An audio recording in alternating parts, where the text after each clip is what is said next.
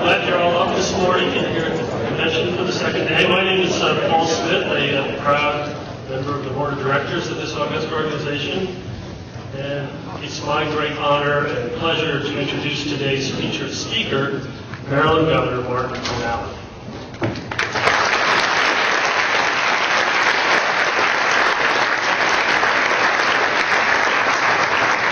As I'm sure you know, Governor O'Malley has amassed a record in 6 years that must be the envy of many of his peers around the country.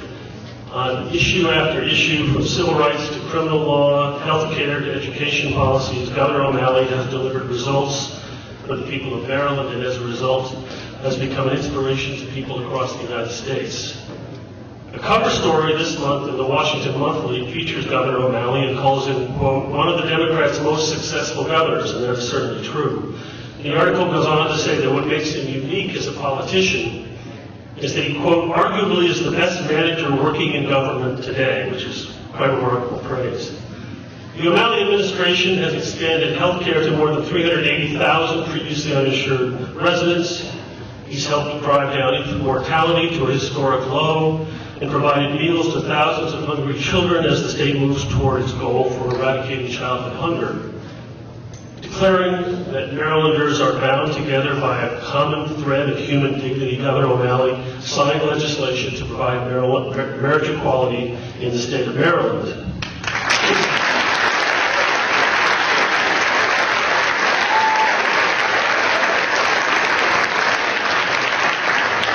He also signed legislation expanding opportunities at state universities and colleges for the so-called dreamers, undocumented people who came to this country as children. And he signed legislation to repeal the death penalty. It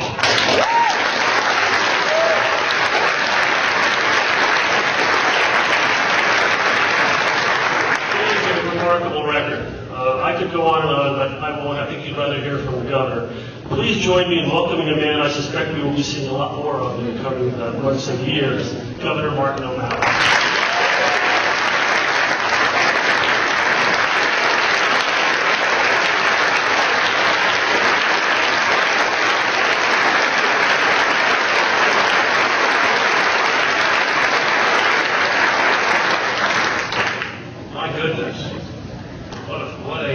An enthusiastic audience for 8:45 a.m.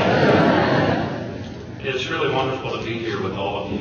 And Paul Smith, thank you for your kind introduction, and also thank you for your outstanding advocacy at the Supreme Court and standing up for the rights.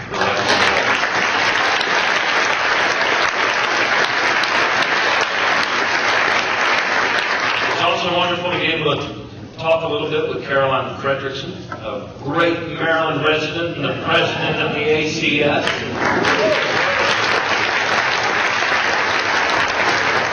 I want to give a special word of welcome right off the bat here and fulfill my constitutional duties as governor of the state of Maryland to all of you who join us from out of town. And I want to encourage you to stay and to spend on this side of the Potomac. You are cordially invited.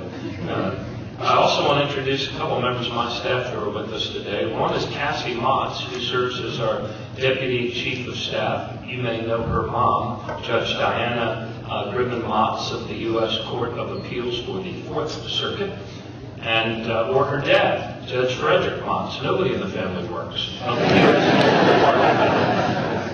District of Maryland.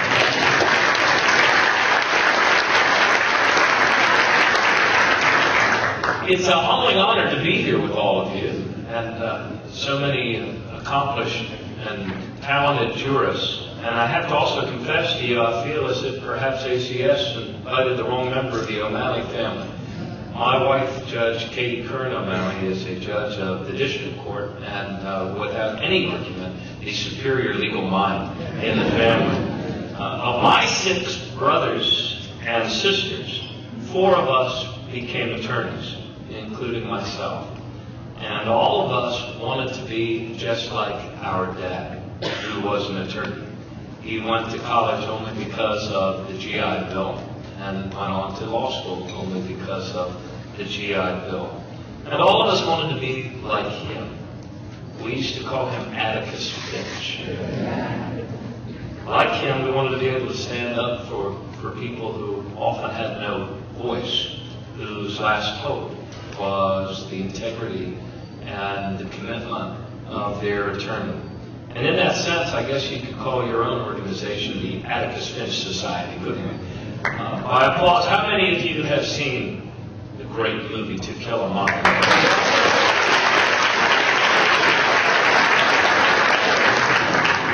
My children tell me all of my movie metaphors are outdated. I'm glad that's not true yet with this crowd. How many of you, like the O'Malley brothers, were also inspired by Atticus Finch?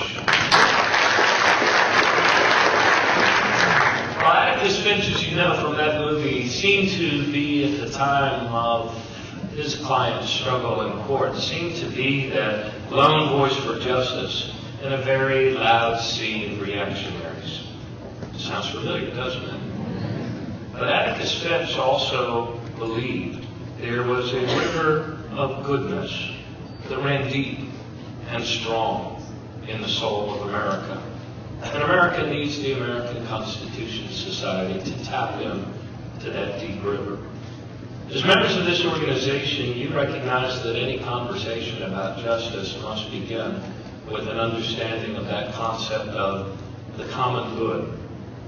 Each of us has a role to play, and whether it's working through the courts or through the political process, in our own communities, our own cities, our own states, our own families. There are some, particularly those who happen to identify themselves with the Federalist Society, perhaps, who would argue that government is never part of the answer. And to them, I think we have to ask, well, what then is the question? Because if the question is how to create jobs, how to strengthen our country's middle class, how to create greater freedom and opportunity and, yes, justice for all, then a working and effective government is an indispensable and essential part of the answer.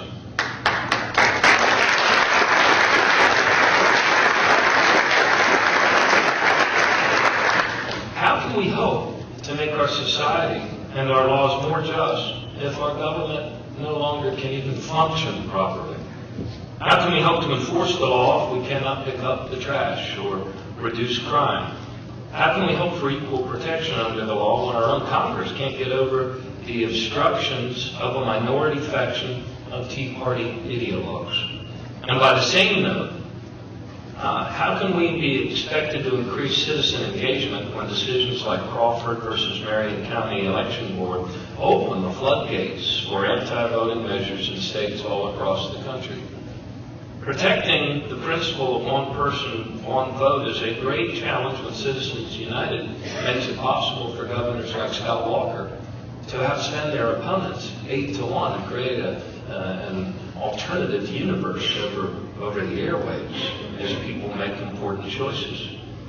The choices the Federalist Society is urging of our courts, the Tea Party is doing in many of our state houses and oftentimes in our Congress. Rather than expanding rights, they choose to restrict them. Rather than expanding opportunity, they choose to constrict it. And rather than strengthening our middle class, they choose economic policies that concentrate wealth and power for the already wealthiest 1% of our nation. And this happens, and this is what happens, when we allow the far right wing to stack any of our institutions. They gerrymander right-wing districts and seek to intimidate law-abiding citizens from voting. They flood political campaigns with unlimited corporate cash.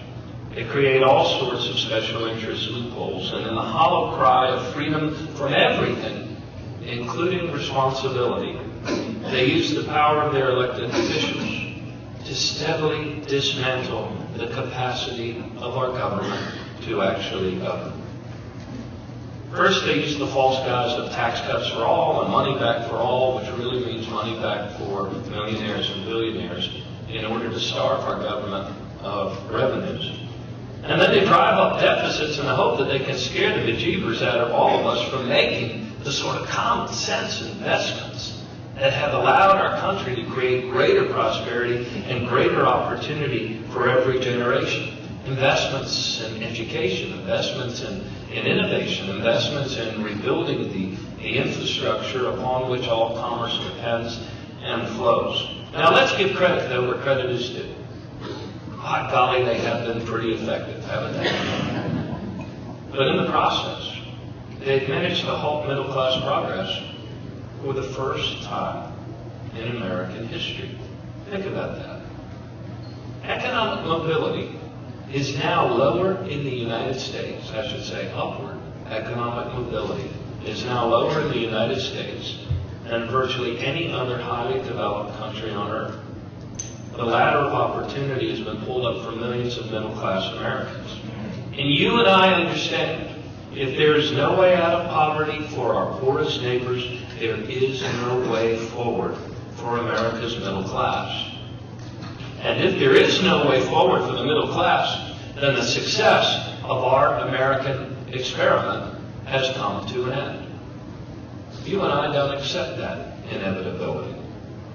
Progress is a choice, and their choices would take us back and not forward.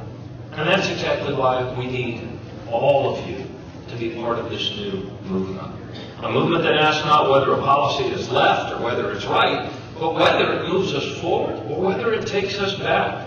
A movement that recognizes that the fundamental question about any public policy should be, does it work? Does it make progress? Does it deliver better results for the common good that all of us share? A movement that calls for leadership that is entrepreneurial, that is collaborative, that is performance measured. It creates common platforms to connect and empower more individuals rather than fewer. Leadership that understands the power of human dignity, the strength of our diversity, and the truth that, in fact, we are all in this together. In Maryland, we've made better choices, thanks to the goodness of the people I serve. And we've also been able to deliver better results.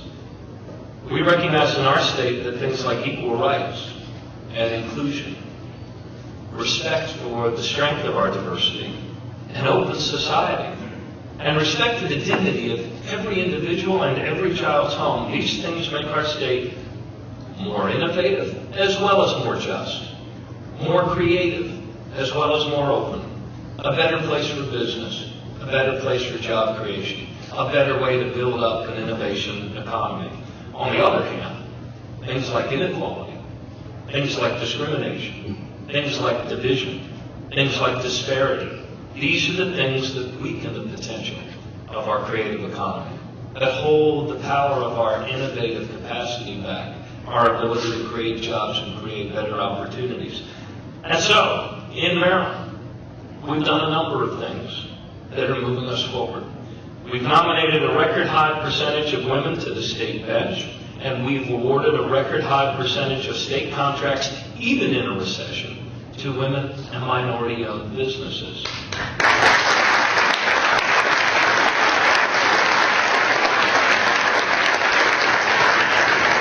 We also passed in the state legislature the DREAM Act.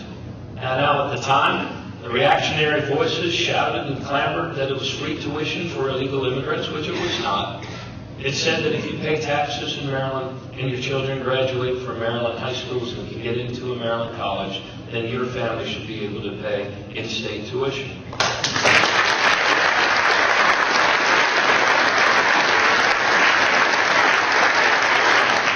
Now, let some of you from other states dismiss that passage as well. That's Maryland, they can do that. Get this. When we passed that bill in the state legislature, it was opposed in the polls that were done immediately after the legislature, by 55% of Marylanders. But after the fullness of discussion, after a hard-fought campaign, Marylanders approved the DREAM Act in our state by 59% of the vote. That represents.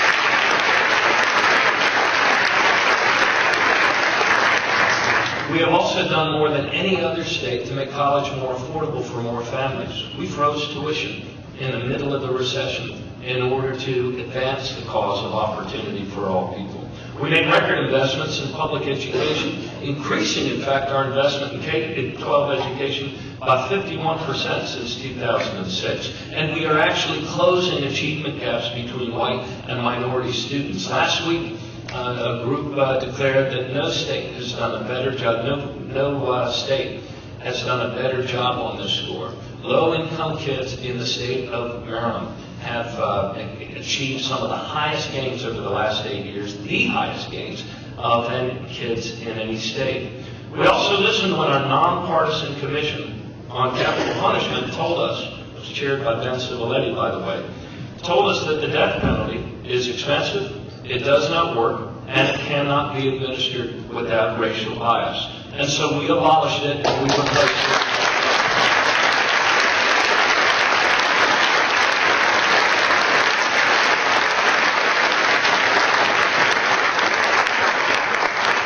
We also took action to expand substance abuse treatment. We invested more, not less, in better serving our state's homeless population. We worked together to drive down infant mortality, actually exceeding the goals that we had set for ourselves. So, of course, the reward for that is to set higher goals for the next year. And we fed thousands of hungry children in pursuit of the goal we set as the first state to declare that we would eradicate childhood hunger in Maryland by 2015. We also passed civil marriage equality in the state of Maryland.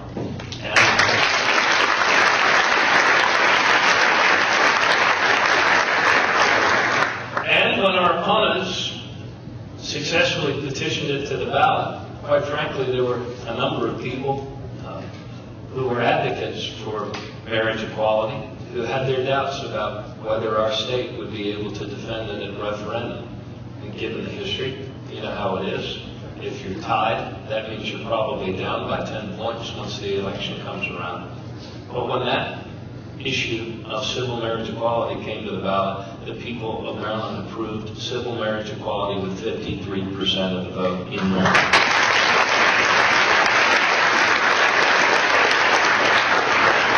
And the message which drew people to that common ground and that common space that allows us to move forward together was a message that focused on human dignity. The idea that we all want the same thing for our kids. We want them to be able to live in a loving, stable, and committed home, protected equally under the law. In Maryland, instead of making it harder for people to vote, revolutionary, we are making it easier for people to vote.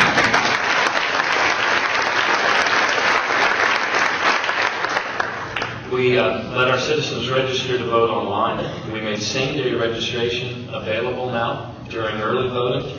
We've offered early voting on more days, not less, at more locations, and also for longer hours.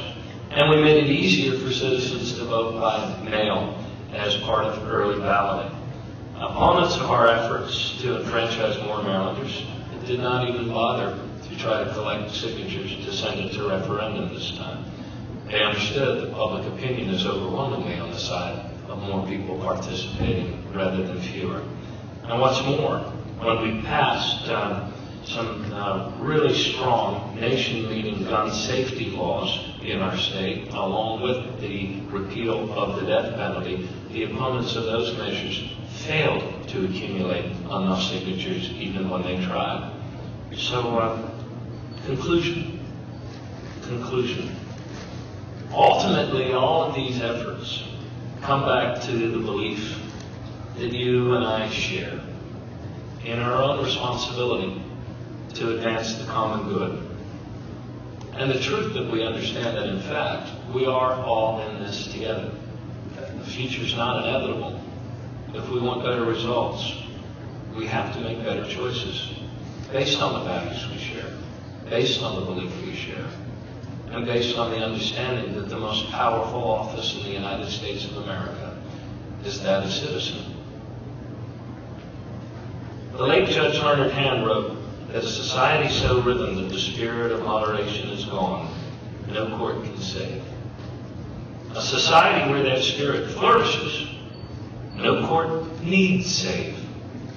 And a society which evades its responsibility by thrusting upon the courts the nurture of that spirit, in the end, will perish.